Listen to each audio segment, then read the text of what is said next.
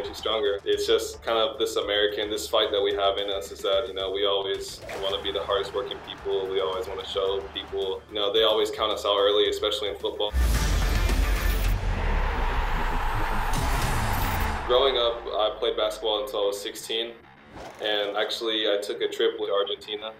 And I came back and I looked at my dad and I told him that I didn't want to play basketball anymore. It was just football for me. It was a struggle at first because he doesn't know much about football, but he was really supportive of my decision.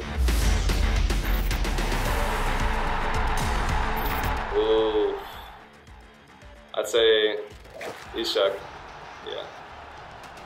He's always joking. Everybody, whenever he's around, it's always a good time. I did Pro B training at Dallas the year before I actually made the team, and they told me that I wasn't quite good enough to make the team and that maybe I could come back the next year. My dad always told me that you just have to show them why they made a mistake, and my family were not people who give up easily, and so it was never a sign for me to give up. It was just a sign for me to work even harder. And so I went to another team in Houston, and we beat FC Dallas that year, and then the next year FC Dallas came calling. I like to spend my holidays back home with my family in Alabama.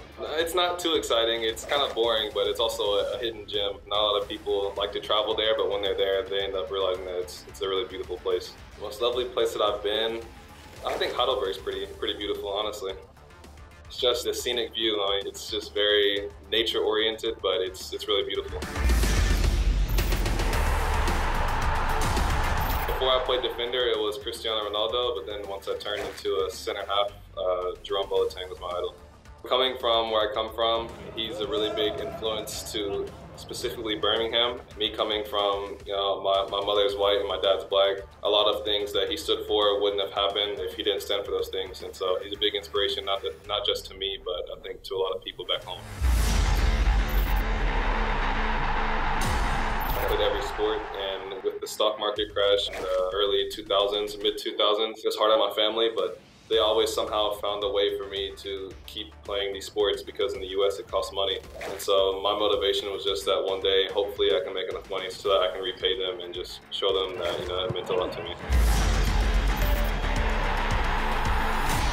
I think food was the biggest thing for me when I moved over here.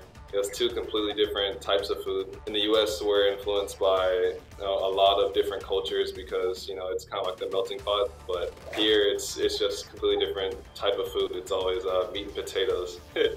I like chicken tenders with French fries. That's my favorite meal.